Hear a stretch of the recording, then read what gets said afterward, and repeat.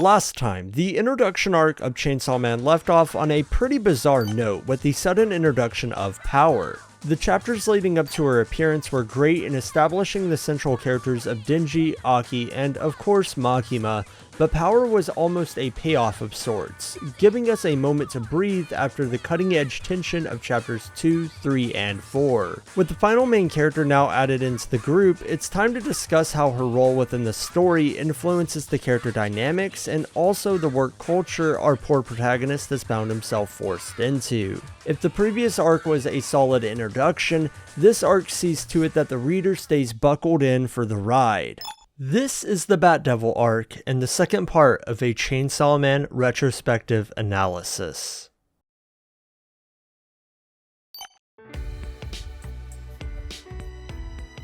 Chapter 5 opens with Power erratically moving around, searching for prey.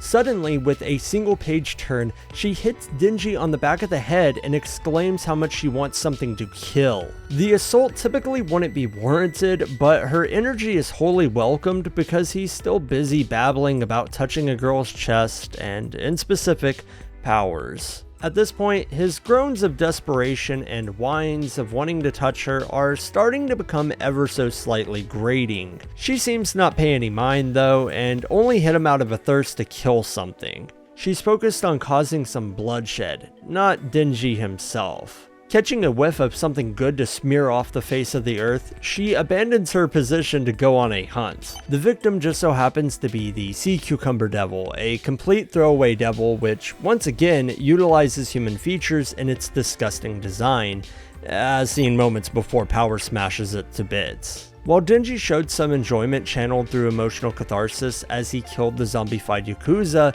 she is more psychotic in her killing. Power is a bizarre companion to add into the mix, but she is easily the most fun character introduced thus far, and it's arguable that remains the case even by part 1's closing curtains. With each passing panel, her characterization is developed as psychotic, hard to predict, and desperate for carnage. In contrast to how other shonen usually feature demon slaying or exorcism as a necessary part of surviving in an uncompromising world, even being the case for Denji's killings thus far, the destruction of the Sea Cucumber Devil is smothered in blithesome violence. This was not a kill of necessity, but a kill of pleasure, even being shown to have been a mishandling of the situation. As a reminder, working in public safety is still a job, and thus, Power's outburst is treated with minor punishment. Denji doesn't seem to understand that, regardless of who was at fault, he is paired with Power in order to get work done and obtain results. Overtones of what Chainsaw Man's story is about are obvious enough, but the subtext of struggling to work as a low-ladder employee is funneled into an idea that should not go unnoticed. Chainsaw Man tackles the idea of an outsider, someone who is unfamiliar with workplace relationships or standard work practices, who is tasked with accomplishing work-fulfilling objectives. To meet those expectations, he and Power must learn to work together. The cooperative team exercises of battle shonen like Naruto or JoJo's Bizarre Adventure, where characters must learn to effectively work together to defeat their antagonist, could be seen as an allegory for learning how to overcome the challenges of a real-world, unhealthy work environment. Perhaps the reason this narrative is successful and thus creating a reoccurring theme in shonen manga is because it can relate to the real world despite the difference in objectives. As explained by Caroline Tam for Hive Life, perhaps one of the most important values of Japanese culture, group harmony prioritizes the needs of society rather than personal interest or opinion. Employees are expected to go above and beyond to make accommodations with one another in the name of harmony. Cooperation is key in Japanese culture, and that is represented through a considerable amount of Japanese media. So when Sasuke gives Naruto some of his food at his own risk of expulsion, their relationship mirrors the self-sacrificing work culture of Japan. This narrative trope emphasizes the importance of learning how to get along with a teammate, an especially relevant message for a Japanese audience, but also the possible obstacles and the way to get there. For Japan, a country that builds its workforce around uniformity, it would be extremely challenging to internalize the frustrations of dealing with a difficult coworker. These stories, whether intentional or not, address that situation through allegories of ninjas cooperating to trick their enemies, or a setter placing the volleyball in the perfect place for their striker. Chainsaw Man bridges that allegory over into a literal and genuine conversation about the struggles of collaborative work. Bickering with Aki or Power may be played off as comedic character building for Denji, but it doubles as subtextual exploration of being in a toxic work culture with disagreeable co-workers. Denji nor Power are capable of cooperation, nor can they act within line. They are a disorder to the harmony that the Japanese workforce asks for. They are certainly not up to the standard set by public safety. This is when Makima steps in and imposes her dominance over her two underlings, enough so that it sends shivers down Power's spine. Her gentle but firm demands further the idea that she is the absolute position of control. Not even the most uncontrollable miscreant can stand against the weight of her words. Her characterization is beginning to take shape into a dominant figure, one who will get what they ask for either out of subtle intimidation or aggressive manipulation. This is what the team needs, however, as she puts Power back in her place, if only for a moment. She is truly a boss of great authority, but at what point does the thumb she's pressing down on them become part of the problem? That will continue to be a talking point throughout Denji's time at public safety under Makima's orders. Soon, the two troublemakers are left alone to continue their patrol, this time with less bloodthirst and the space needed to develop an understanding of each other. Denji mentions that he cannot bring himself to want to work with her, who has only been a liar. Once again, their ability to cooperate and accomplish tasks is put into question, but a gate is eventually opened, an exchange of self-serving motivations. She wants to save her cat Meowy, and he wants to touch her chest in return. It is only in their desire to receive something from the other that they finally have a fair shot of getting along, however artificial the relationship may be. Neither one understands the other's values, but they can understand the net gain of helping each other. Denji also shows a slight change in values, one that will be seen more in later chapters, as he initially sees no merit to a cat's life, but when put alongside the opportunity to touch Power's chest, he sees a tangible benefit to the cat's safety. In the rawest sense, her body has become a currency he will be paid in for the job of saving Meowy.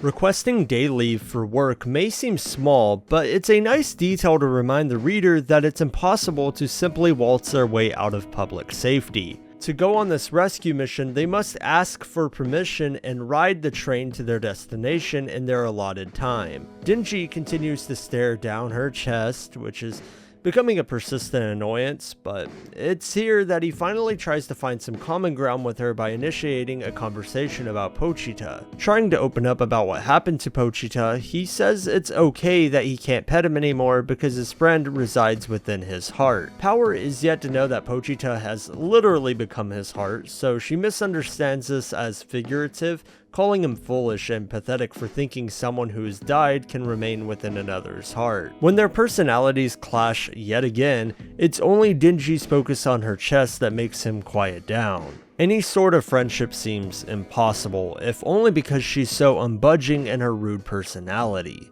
The two are in this together, framed to be in the same box, but there's a noticeable gap between them. Fujimoto is excellent at illustrating emotion, even when the character art isn't at its best.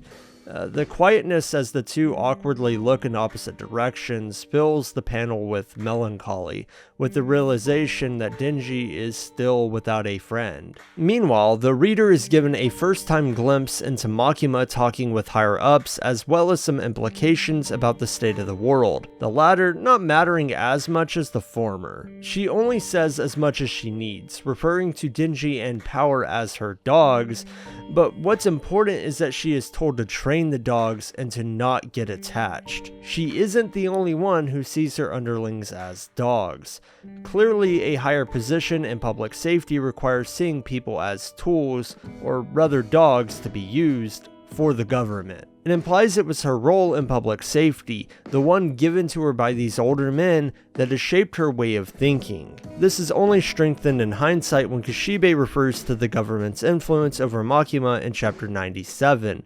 Working for the government made her this way. Additionally, there's some powerful subtext in telling her to not get attached. As seen in part 2 of Chainsaw Man, the new control devil Nayuta has a strong attachment to Denji, perhaps out of an urge to control or the simple wanting of a connection. Whatever it may be, Makima wasn't permitted that freedom. Her superiors always made sure that she saw her underlings as nothing more than dogs to be trained. If there's anything that a first-time reader might glance over, it's these details that lay the foundation for who Makima is. This could lead to confusion later on into the story about how she was lonely or why she sought a connection with Chainsaw Man. Rather than her simply being a control freak who sees no value in anyone other than Chainsaw Man, she was made to be that way by the government, who demands her to use people as dogs and to not get attached. Compiled in a scene that lasts only 2 pages, the information may be considerably brief, but it contains enough subtext to facilitate the thoughts needed to understand where she is coming from. The scene could be argued as being too short, but it makes a ton of sense in relation to the rest of the story and Makima's character. Moments like this go a long way in threading the finer details of the motivations and ideologies that make her the fantastic antagonist that she is. After leaving the higher-ups, Aki inquires her about why she has interest in Denji. As to not answer directly, she proposes the concept of a devil's strength being sourced by its name, or more specifically, the fear its name incites in humans. While there's been an observable difference in power scaling from the Tomato Devil to the Chainsaw Devil, this is the confirmation that devils are each one-of-a-kind beings that represent a human fear. So the Tomato Devil was particularly weak and easy for Denji to kill because the average person does not have a fear of tomatoes. The idea of devils power scaling in relation to the fear of their name is exciting because a new door of thought is opened with any concept imaginable. How strong would any given fear be? Chainsaw Man is an evolution of power levels because rather than a character becoming stronger through training or battling tough opponents, their power is defined by fear, an abstract concept that has no tangibility beyond the physical manifestation of these devils. Even if a weak devil were to train a lot, it would never become strong because it has no hold of fear over humans. Likewise, a scary devil would be born strong. The fodder that has been snuffed out in these early chapters just so happens to be the weakest of fears.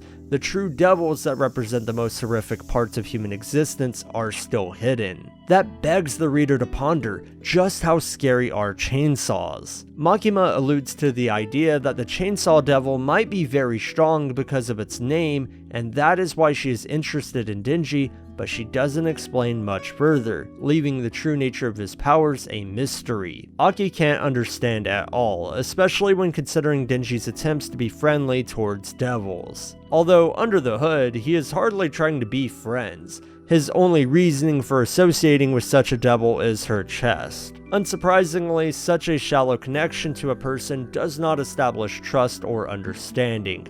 Companionships are rarely built on sexual desires of a teenage boy, and that is certainly no different here, a reality that soon bites back. The tension cuts like a knife, the uncertainty growing deeper as they approach the house where the devil resides. In the last second before she betrays him, he catches on, but he is not skilled enough with an axe and completely misses her, taking a blunt strike to the head. His naivety and desperation to touch her chest really let him down.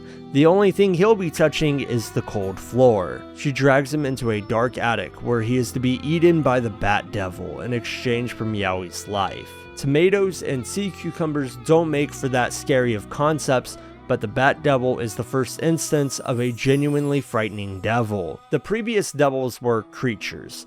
This is a monster. Concealed in black ink and cloaked in shadows, his horrifying eyes speak to Fujimoto's love of horror. For the first time since being killed in chapter 1, Denji's life is in peril. The Bat Devil is a threat. Chainsaw Man took its time in developing its characters, concepts, world, and power scaling before jumping back into a dangerous situation. Although, with the reveal that the devil's name reflects their power, the Bat Devil is a perfect early antagonist. Bats are scary to some, and they may be related to concepts such as darkness or vampires, but on the whole, they're not so terrifying as to make the Bat Devil an all-powerful being. He is the scariest monster yet, and completely capable of killing people, but he is only the beginning. After drinking Denji's blood to his own disgust, the Bat Devil leaves the house. In full light, his horrifying figure can be fully taken in. Denji has an out to abandon power and escape, but instead, he stares down the girl standing in the room's sole light, thinking back on Aki's criticisms. He is called foolish once more.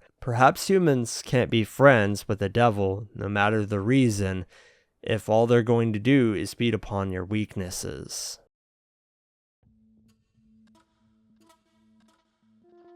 Power tries to reason with the Bat Devil to get back Meowy, but instead, he punishes her for bringing him a human with disgusting blood by eating her cat. In complete disbelief, her chaos begins to fade as she thinks about their first meeting. She was but a naked, bloodied girl in the forest when a near-starving cat appeared in front of her. Rather than eating the poor thing, she feeds it to fatten it up, but before long, she finds herself enjoying the comfort and warmth of a living being that doesn't scream at her presence. In parallel to Denji's relationship with Pochita, which was always implied, she takes the role of being the devil finding solace in a cat. The suggestion is that even devils can find a meaningful relationship, despite being born of human fear and their bloodlust.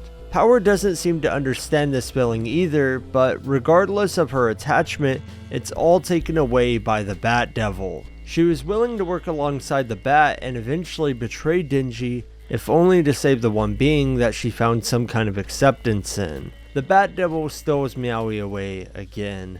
Power, finally able to understand Denji's pain of losing Pochita, allows herself to be eaten as well. Chapters 4 through 6 have explored Power's chaotic personality, her character becoming ever more infectious, but this is the first time she has been humanized. Her life experience is similar to Denji's in the way that she has only ever been able to care for a single pet and lived on the outskirts of society, but her ethics have been shown to be less established. This singular cat is the only part of her story that has worked to humanize her, yet it has been taken away from her time and again. She is consumed with Meowy, the Bat Devil leaving behind Denji to find more desirable food, or so he thinks. Denji clings onto his leg, demanding Power back, or well, her boobs.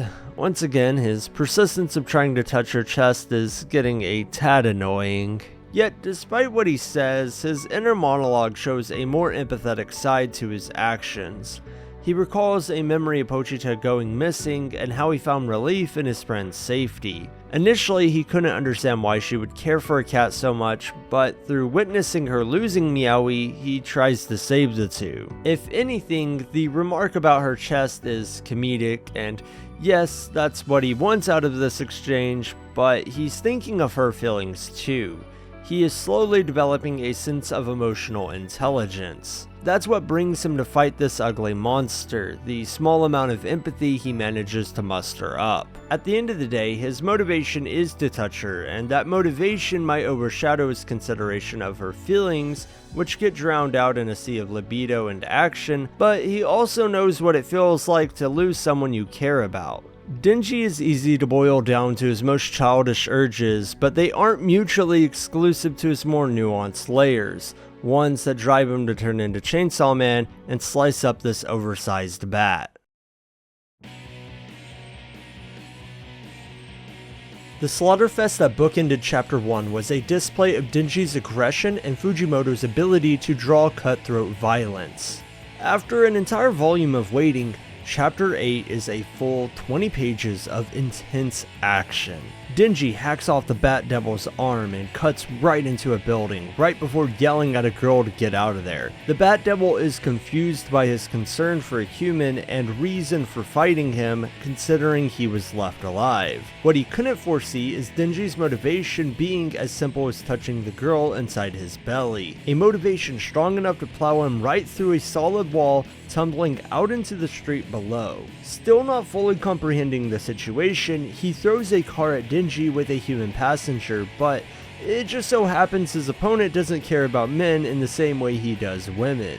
It looks as if Denji is about to save the man, but suddenly he chucks him and the car right back at the Bat Devil. If it wasn't obvious enough, Denji doesn't have heroic values or dreams of saving other people. Sometimes this results in rude but harmless remarks, and at others, a total disregard for things or people he doesn't care about, as seen in this instance of Denji throwing the car. Denji might push it a tad too far though. If he wants the girl and doesn't want the man, then he thinks the best thing to do is sacrifice the man without any care. This contradicts how Hirohiko Araki of JoJo's Bizarre Adventure has claimed that the motivations of a shonen protagonist will always be attuned with the reader's natural sense of ethics. Shonen manga readers will strongly empathize with what they feel is good and right and will reject which they feel is unethical.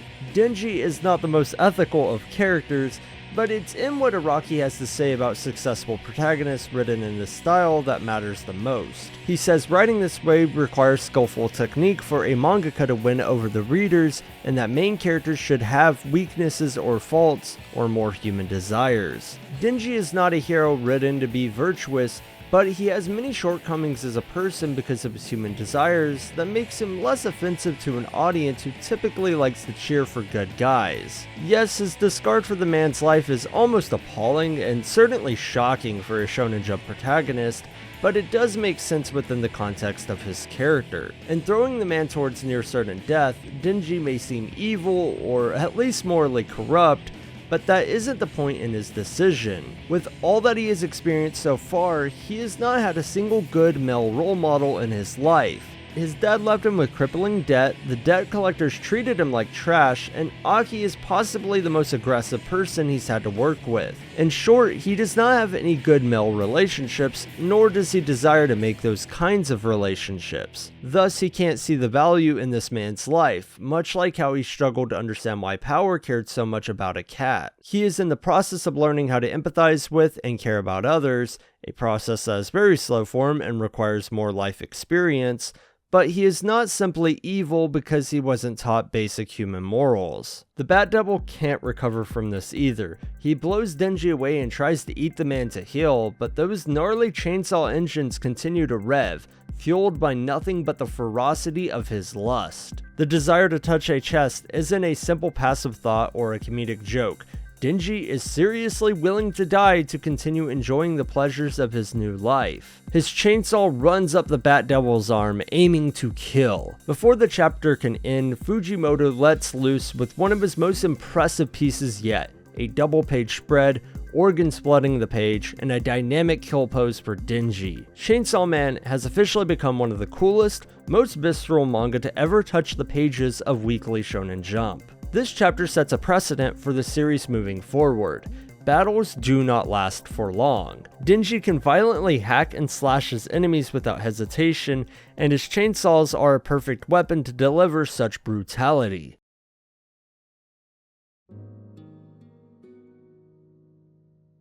If Power's backstory seemed too brief, Chapter 9 takes a moment to re-establish her vulnerability with a continuation of what happened when the Bat Devil took Meowy from her. Lacking an understanding of her own human-like feelings for a cat, a being that should not have any more value to her than the animals she slaughters for blood, she runs towards the city to find help.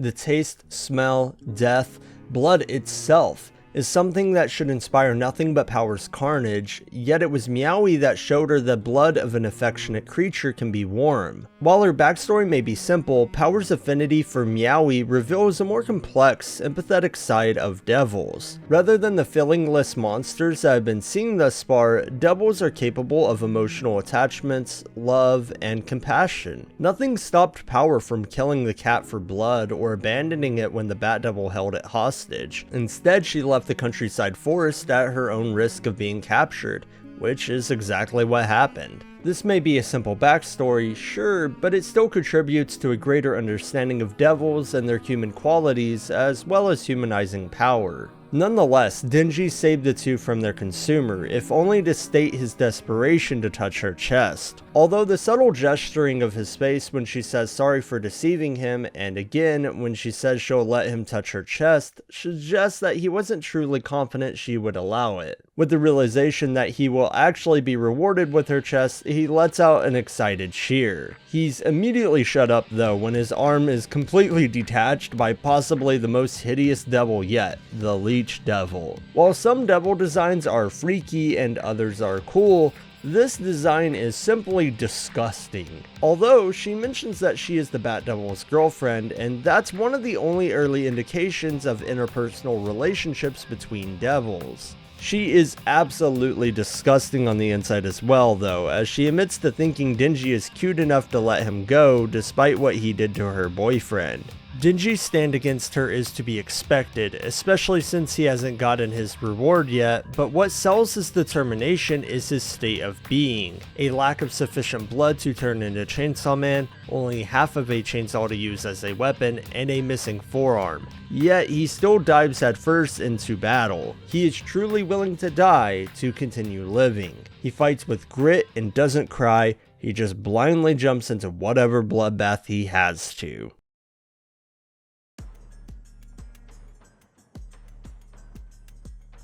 After multiple straight chapters of Denji rambling about touching breast, agreeing to help Power kill a devil only to touch her chest, and now fighting to protect her just to fulfill that desire, it has to be asked, is he really so desperate to touch her chest that he is willing to fight life-threatening devils? That's exactly what Power asks, and that's answered by Denji's confrontation with the Leech Devil. After exchanging some blows, taking more damage than receiving, the ugly thing starts to talk down on him for being so weak. She harshly tears down his dreams as sleazy, and Denji can only think back on how Aki and Power both put down his reason for fighting. As if to talk to the reader who might be tired of his talk of lusting for girls, he snaps back with how lucky every other character is for having big, important dreams. To him, it's all a bunch of nothingness. If his dream is worthless, then if he beats them, their dream is worth less than that. To re-examine a topic discussed in a previous video, Demon Slayer and Chainsaw Man, two opposing forces of Shonen Jump,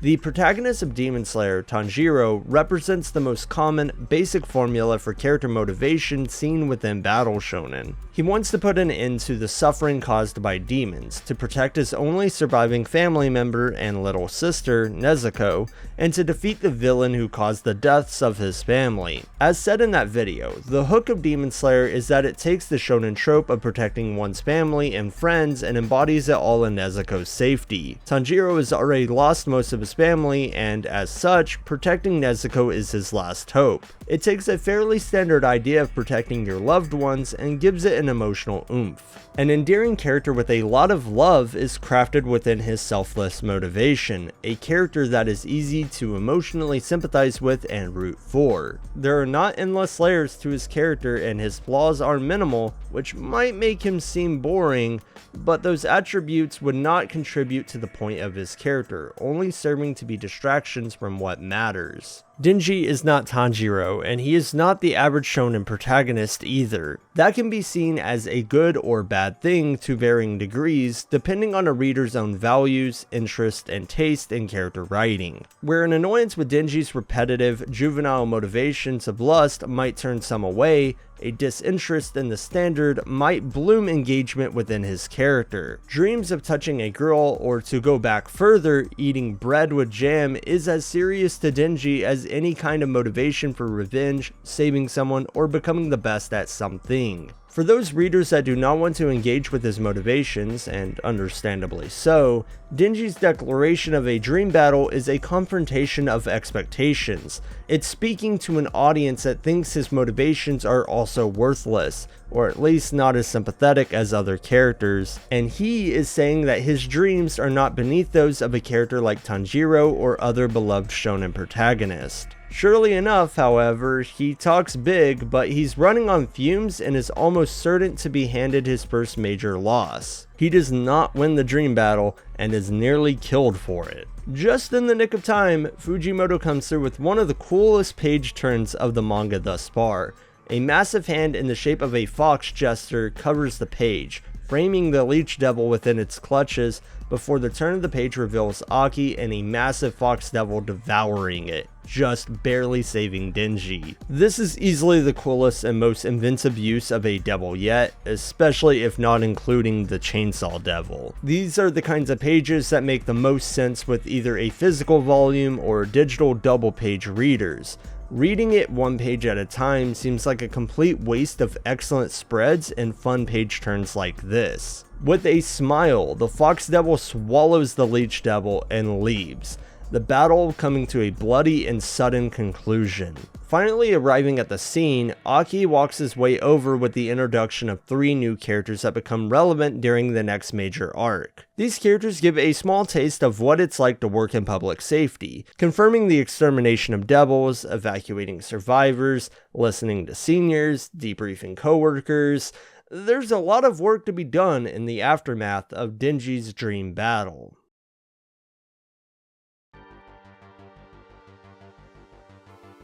Aki mentions how Denji's arm reattached itself, and this is important going forward. We're seeing just how powerful Denji's healing abilities are. His healing abilities mean that he can take an absurd amount of damage for the sake of ultra-violence without risk of permanent injuries. This means violence that would typically have more at stake can be used in higher quantities, lowering its impact but strengthening the general tone of battles to be ever more visceral. Although this is strictly limited to Denji, to a lesser extent Power, and a majority of antagonists, as they're all devils. The human cast members do not have this privilege and can be killed in a moment's notice, as to be seen in future arcs. Killing with such ease is not a universal quality. Like Aki says, Denji is truly just like a devil. Striking back with a comment about the Fox Devil, Denji tries to point out his hypocrisy. Aki then explains the basic concepts of contracts, binding vows that devil hunters make with devils in an effort to kill other devils.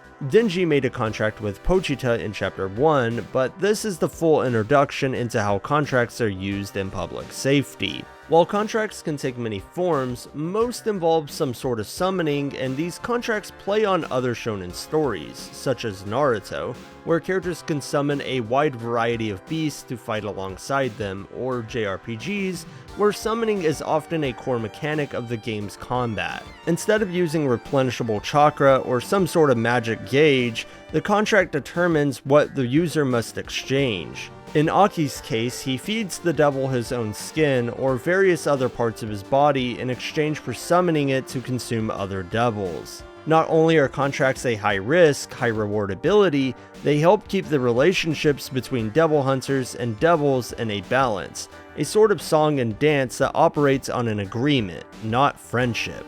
No devil is running a charity. Their abilities come at a price, but the abilities are too good to pass up, so the humans will sacrifice their own well-being to use them. Contracts also clarify that devils do not necessarily have an allegiance with each other. They may form contracts with humans or kill each other, whatever may serve their self-interest, as seen with the Fox Devil eating the Leech Devil. Aki makes it clear that he does not trust in devils and is only using them, including Power, to which Denji defends as being a good one.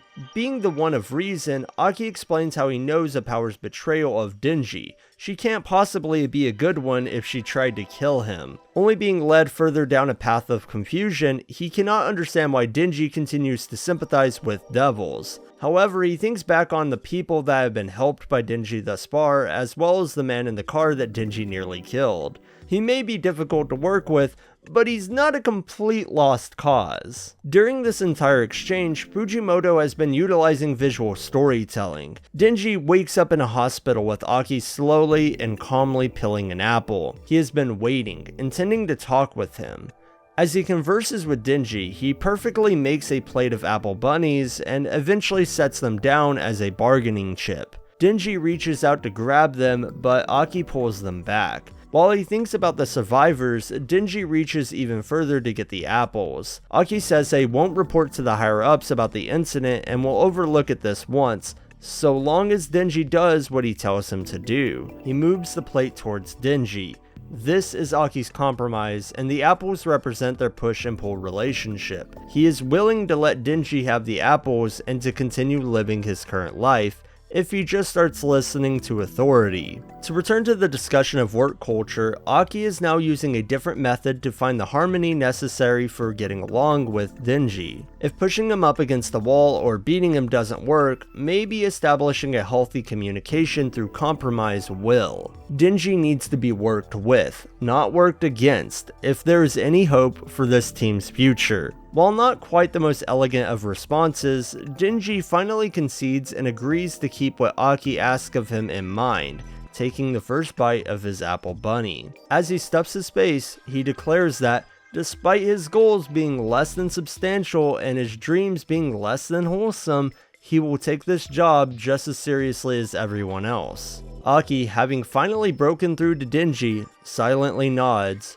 gets up out of his seat, tells him to speak with more respect, and walks out the room. This scene effortlessly conveys their relationship through both dialogue and visuals, with both being intertwined in message, but never being forced together as the apples are not once mentioned during their conversation. Chainsaw Man's panel-to-panel storytelling can be superbly dynamic, allowing for the story to be observed from multiple angles, this being one of the first major instances of Fujimoto putting those skills on full display. Having left the room, Aki decides to let Power off the hook despite her disobedience in an effort to use her as a tool. Once again, he states his intentions. He will not become friendly with any devil or fiend. With an abrupt change in scene, Power and Meowy enter Aki's home and the two housemates can only stare in shock at her presence. Makima has determined that Power will be staying in his house and that he will be used as a leash for the two menaces. Their phone call turns uncomfortable as she tells him that she trusts him more than anyone else. Knowing her personality thus far, it alludes to her manipulation of even Aki. Nonetheless, Power becomes a part of the household, and if Denji was a nightmare to contend with,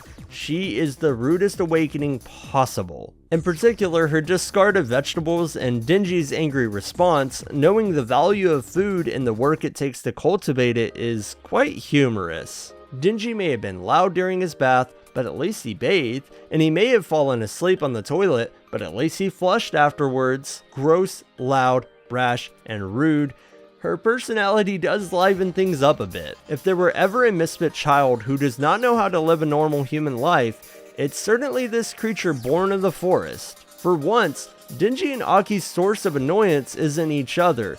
They both can't stand her. Denji has just about had it, even having to clean up her bathroom adventures when she finally offers to let him touch her chest. The chapter ends on a titillating cliffhanger, with Power groping herself and telling Denji to touch her. His disgust of her has seemingly vanished.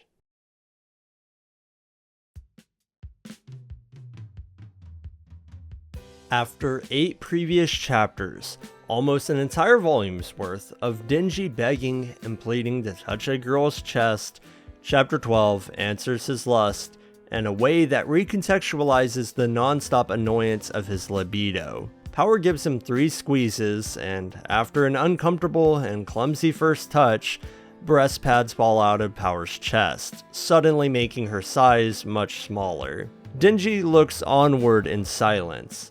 He touches them again, twice more. The scene is drenched in discomfort, and as soon as it's over, Denji can only question what just happened to him. Everything that he nearly died for, just to simply touch a girl's chest, was over in an instant. Power's role as a romantic interest, or at least a sexual partner, is over, now becoming his coworker and buddy. This is the end of Denji lusting for Power and the start of their new friendship, but he still is in disbelief of the disappointment he just experienced. He sleeps, eats, and walks in disappointment. After everything, his dream was proven to be empty. He can only wonder if his future dreams will also lead him to disappointment. In absolute conviction, Chainsaw Man is juvenile, and that much has been clear since Denji started daydreaming of a sexual relationship with Makima. That is not an attempt to dig at the subject material, but a matter of understanding the direction it's heading. On the contrary, his youthful desires are a reminder that he has never had human connections of this kind. Tempted by the girls around him, he wants to know what it feels like to touch the pretty girls in the dirty magazines he looks at. What happened was his expectations being built higher than the actual pleasure of touching the chest of a girl he has no romantic interest in. Failing to understand that his relationship with Power has no romantic spark, he still pursued her sexually as a way to reach his non-person specific dream. Their agreement did not involve feelings of intimacy from Power either. She offered it as a simple solution to gain his help in saving Meowy. This lack of connection could only lead to certain disappointment. But what if that wasn't the case? What if there was a romantic connection and the girl liked him as much as he liked her? This is when Makima steps in to sink her fangs even deeper into him. She teaches him that naughty things feel better when you know your partner. She lures in Denji by touching his hands and guiding him through her facial features, even biting his thumb and telling him to remember how it feels. There is so much more erotic tension than with Power. She is sensual and sweet talks him through every step. Her romance is not as trivial. She makes Denji feel wanted while making herself the object of his desire, all before letting him touch her breast. While every bit of Denji's desire to touch a girl may be exhaustively cloying, and some readers might become tired of Chainsaw Man because of it, this recontextualization makes a statement. It does not glorify Denji's lust, nor does it reward him for pursuing Power's chest so desperately. If anything, Chainsaw Man is critiquing how people form meaningless relationships through sexual desires, and how people in greater power, even in a workplace, can take advantage of others. Power clearly did not see Denji in any romantic way, and for the reader, it's obvious that Makima is only using him. Denji is not a protagonist that the reader should aspire to be. He is a victim of his own desires and the women who will take advantage of him. Hirohiko Araki wrote that if you create a list of motivations, you'll probably notice that almost all of them stem from basic human desires. Infidelity is antisocial, but if you depict it as not just a raw sexual desire, but as something that is a wrong but relatable temptation, readers will think, yeah, that's how it is, but this isn't going to end well for the two of them. The emotional connection will bring readers closer to the characters. This is word for word, page for page, what Chainsaw Man is trying to depict. A toxic, manipulative relationship spawned from Makima seeking to take root in Denji's weaknesses as a teenage boy with no sexual or romantic experience. Through her affection, he learns that touch means nothing if not for romantic feelings, emotional connections, and knowing the deepest crevices of your partner. He is but a young teenage boy who doesn't know how to find his way around women yet, just trying to find that connection he always dreamt of. Makima is once again fulfilling what he wants, and it is in that fulfillment that her clutches on Denji are tightened to no escape. He can't see it, but she is his femme fatale. She is a master manipulator, and she is grooming him to do exactly what she wants. As soon as she knows that she has him cornered, nearly about to lock lips, she pulls back to ask him for a favor. Denji is so infatuated that she can ask anything of him and he will probably agree. She tells him that she wants him to defeat the Gun Devil, a massively powerful enemy that could offset the balance of the world. This comes with the deal of granting him any wish. She has imposed herself as the greatest object of desire, one worth overcoming even the most dangerous task. If that isn't wrapping him around her finger, what is?